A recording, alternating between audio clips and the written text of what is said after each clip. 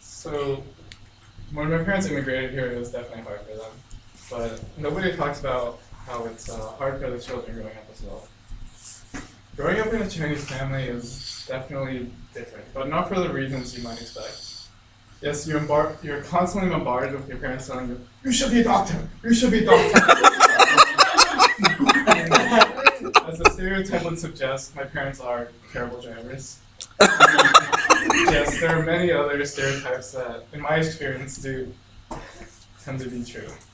But I'm not here to tell you about things you already know. You guys all know about the stereotypes about Asian people, yes.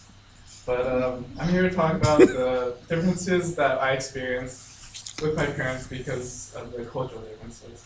And because they grew up in a different world, it's not always the same. And because they don't always understand our world. So for example, in first grade, my parents would wake up every morning to pack me lunch. And I remember specifically this one thing they gave me was a dried pork bun, and obviously Chinese cuisines are very different. Now if you've never seen Chinese dried pork, it's weird. It's hairy, it's fuzzy, and I guess to my friends at the time, they looked at me and they're like, "Dude, I think your sandwich is moldy." I was like, "No, this is how it is." It's like, "Dude, are you sure?" It's like, "What is that?"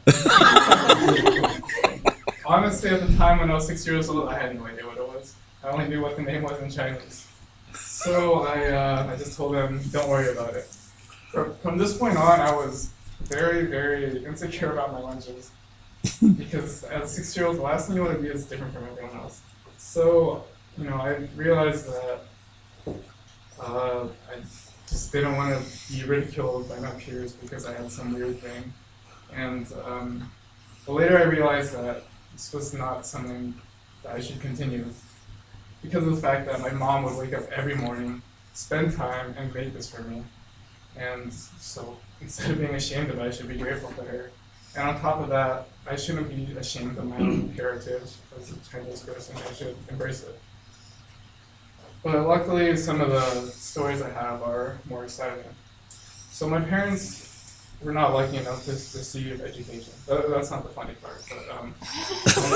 But so a lot of times our communication may not be on the same level necessarily.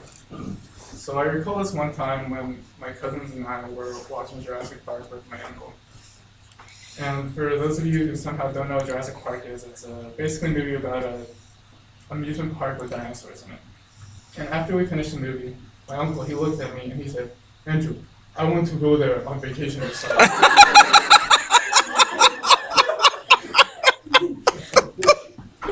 And I wasn't too sure if he was serious or not. So I was like, "Yeah, sure, me too."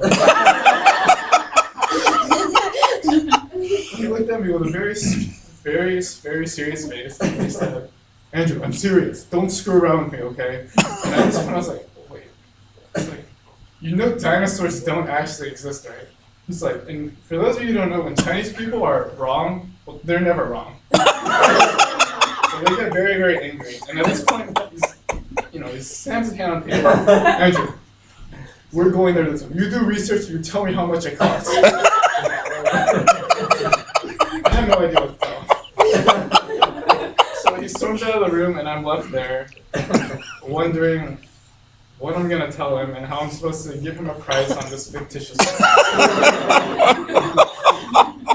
So from that, I learned that you can't reason with irrational people, and I learned the importance of education.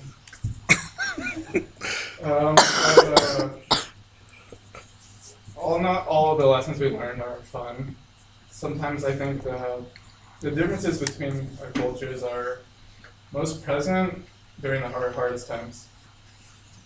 So when I was in high school, I would come home sometimes and I would just have to be sobbing, and I didn't always know why.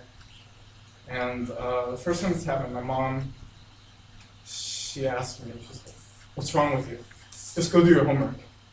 And I was little, I kind of stared blankly, like, is she supposed to be comforting me? Isn't she supposed to be asking me what's wrong? And well, I guess I thought that my problems seemed trivial to my parents because they grew up in communist China. So anything I was experiencing at the time was nothing compared to what they had to grow up with.